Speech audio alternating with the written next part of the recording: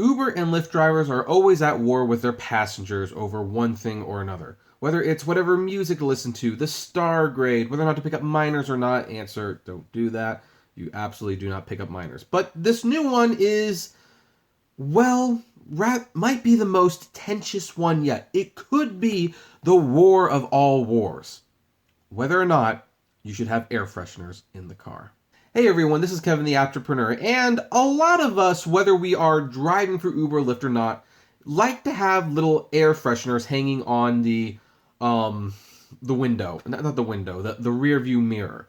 Like, I think they're called pine scent cones or something like that. I mean, I always got cartoon character shaped ones like Bugs Bunny, Garfield, things like that. You know, I'm quirky. What can I say?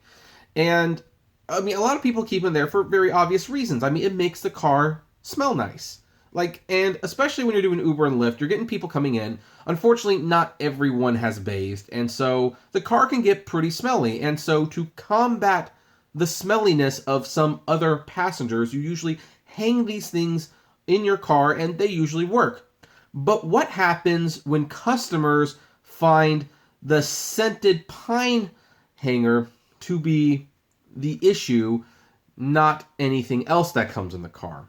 Well, before we talk about any of that, let's have a word from our sponsors.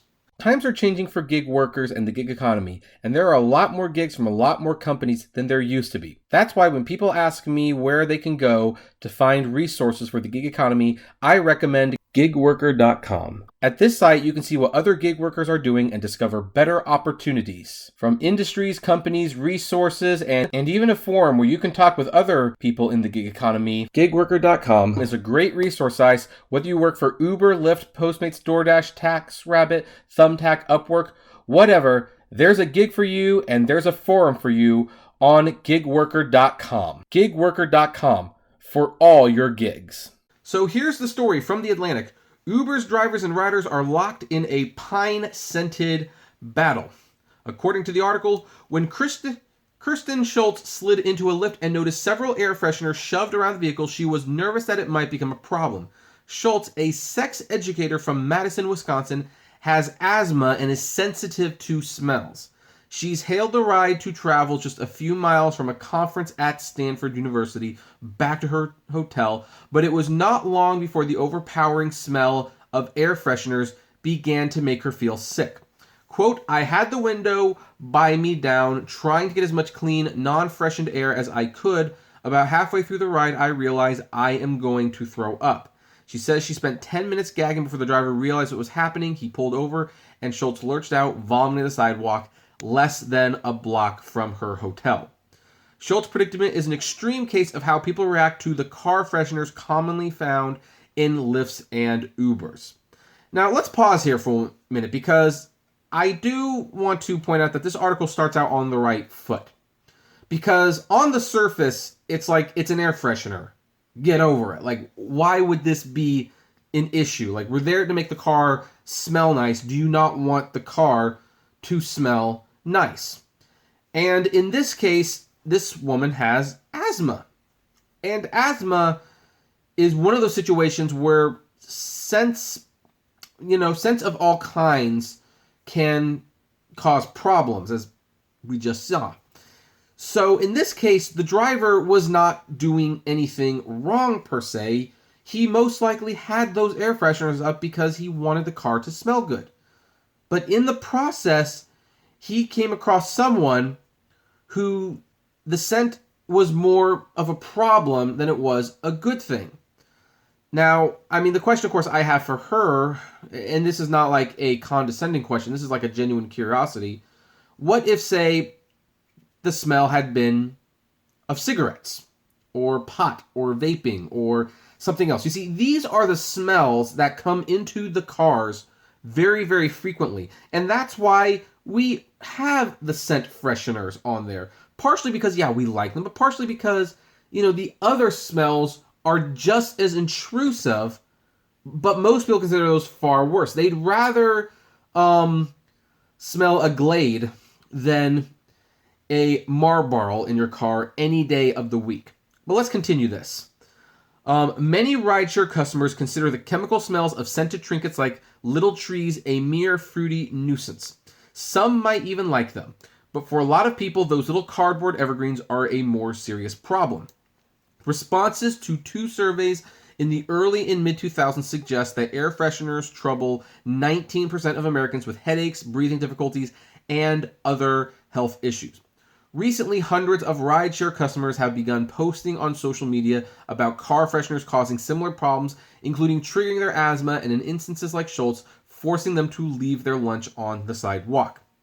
It should also be noted that drivers aren't necessarily out of touch with this per se. In fact, out of all of the basic questions that me and other people get when it's like, what do I do when I first start driving Uber? One of them that comes up frequently is, should I wear cologne or perfume? And in all cases, I can only speak for myself. I assume most Uber and Lyft drivers, at least the good ones, I believe, would say, no, that's probably not a good idea for this very reason. And yet we don't think twice about putting up a pine tree to freshen up the car. So it's actually a really interesting debate. As Uber and Lyft battle it out to corner the rideshare market, both have taken steps to improve the rider experience. Not really the driver experience, but we're getting off topic there. Uber has gone to great lengths recently to allow its customers to customize their rides. Last week, the company rolled out a controversial new quiet mode button that riders can click to signal they don't want to talk for the duration of the journey. Passengers can also think their phone to play their own music. Lyft, meanwhile, has instituted a feedback system that asks riders who rate their drivers 4 stars or below out of a possible 5 to explain why they were dissatisfied. The riders' comments are delivered to drivers anonymously, a Lyft spokesperson told me, so they are clear on how to improve. Uber did not respond to requests for comment. Yeah, actually, that's one thing about Lyft I did appreciate when I was driving, is like, I actually knew what the less than 5-star comments were. So, although what was funny is, and I think I did like a reaction video to one of the comments, some guy thought he was complaining to Lyft about me. It's like, no, dude, you're complaining to me, and I know who you are, and you weren't screwed out of anything. I just didn't want you. I told you couldn't eat food in the car. Well, okay, I'm getting off topic again. So anyway, for now, however, there is no way to request a car without air fresheners. In their race to deliver every possible convenience to riders, Uber and Lyft still can't control how drivers want their own cars to smell. And they shouldn't. Unfortunately, they shouldn't. That's just how it is. I mean, that's why the quiet mode button was controversial. I mean, I saw another Uber tuber make a video, and his whole thing was like, hey, shut up and drive, get the money. And that's a good way to look at it too. I'm not actually going to disagree with that. The reason some people didn't like that quiet mode is because, well, it's basically telling them how to do business. Even though I think this was a feature that could actually benefit the drivers, because you want to give your customers the best experience possible. If they don't want you to talk, then it's kind of just nice to know that.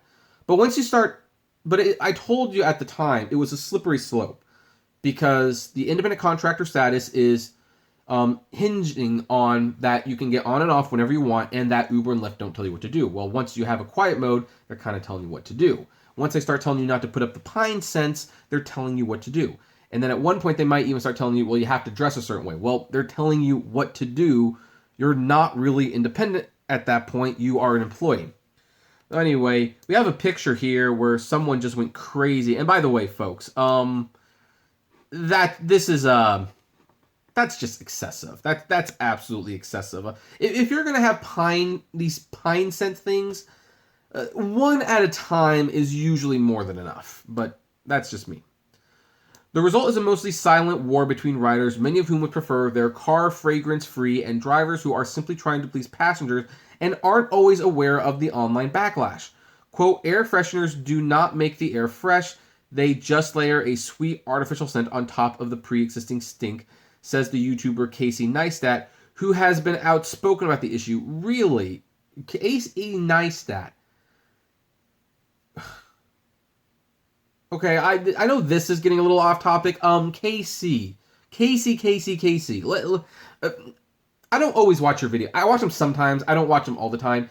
Let me get this right. I mean, you, a liberal Democrat who is for workers' rights and equal pay and stuff, you don't complain about Uber Lyft at all, from what I understand. You never defend the people who aren't making money But you will go to war for the Uber stink for the air fresheners? Are you kidding? I'm sorry.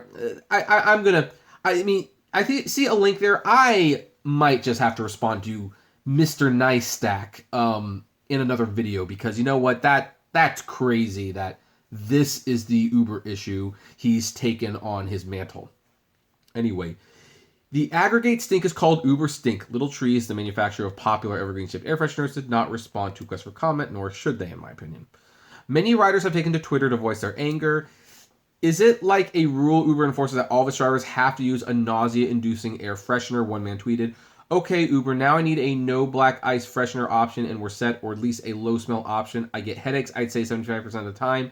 In Uber, Lyft from the smell," said another. Okay, you know what? I'm going to now share some personal experience of mine with this issue. You want to know why I started putting air fresheners up? Because when I started doing Uber and Lyft, I really didn't. I got like a deep clean car wash, waited for it to dry out. It smelled really good, and then I started doing Uber and Lyft. And I found out fast that people come in smelling like cigarettes, like beer, like vomit. There's some people who smell like feet, to be perfectly honest. And other passengers would notice. I remember one guy came in, smelled like a cigarette. It was like just a few miles, dropped him off, and I went to pick the next person up. They got in, they're like, "So you smoke in this car?" And it's like, no. And I explained what had happened. They didn't care. I noticed my star grade drop pretty much immediately after I dropped them off. And I realized that the cigarette smell bothered them. So that's when I started having air fresheners. Now that I'm reading this, that would explain how once in a while I would get like some comments that the car smelled. Even though it's like, but I had the air fresheners, I have the Febreze, and their problem was the air freshener, the Febreze. But then that gets to like in a little complicated situation now, because people who are sensitive to these smells, I mean, yeah, their car doesn't smell that way, and they're used to the way their car smells. But I'm kind of wondering, would any scent be okay with them? I mean, if you're sensitive to smell, you're sensitive to smell. And when you're getting into strangers' cars, you have to acknowledge a lot of people are going to be going in and out of these vehicles. So one of two things is going to happen. Either you are going to get a air freshener smell, or you're going to get a bunch of other smells that might also not agree with you. It's a complicated situation, and I don't think an option like no air freshener would help, because people would take the air freshener down, but you can still smell it. That's the problem. You can smell it. Anyway, riders say they have submitted help requests on ride-sharing companies' websites or attempted to reach out to them on Twitter to try to address the issue. At Uber, hey, you seriously do something about air fresheners. It is rampant. 80% of rides, I'm completely nauseous. It's gross and unhealthy. Passengers who are highly sensitive to air fresheners sometimes say they avoid stepping into a scented car altogether. Several people I spoke with have canceled lifts that have arrived with an overpowering smell or given low ratings to drivers who overuse air freshening products. Drivers report that passengers have asked them to stow air fresheners in the glove compartment or remove them from the vehicle. Putting them in the glove compartment, that seems fair. Remove them from the vehicle altogether? No, that unless you want to pay for them, they're going to keep what they paid for. Sarah Sharp, a former school psychologist who experiences migraines, has messaged Lyft and Uber drivers before they pick her up and asked them to remove air fresheners, but she says that has only resulted in her rides getting canceled. Quote, "It's not something I want to be difficult about, but I feel like I have to protect myself," she says. A bad migraine can put her out of commission for the rest of the day. And again, this is sympathetic. This is a sympathetic problem. I mean, she doesn't want a migraine. I totally understand. But, from the driver's perspective, if you call, I mean, the number one thing you should never say is, "Hurry up, I'm in a hurry." Your ride's getting canceled at that point. But this is probably a very close second or third, because they don't want to be told that they can't do this. So that it's a problem. And I keep looking at all of these pictures with like the air fresheners, and like that's just way too much. That's just way too much. So here's my suggestion, and this keeps going on and on.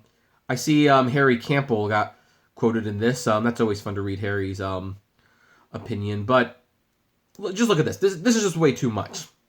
That's overkill. I wouldn't do that.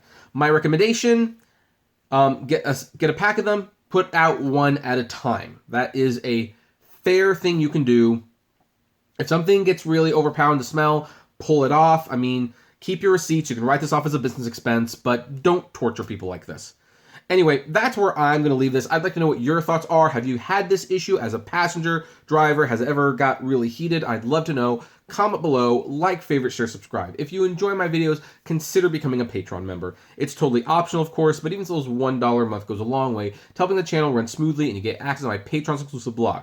Also, subscribe to us at Apptrepreneur Vlogs. It's a fairly new channel, but starting, I think, tomorrow, we're going to start trying to put daily videos up. If gas prices are getting you a little blue, check out the Get Upside app, free below. You get cash back on every gas purchase. And finally, want to talk to me, other rideshare people, check us out at the Apptrepreneur Hangout on Facebook.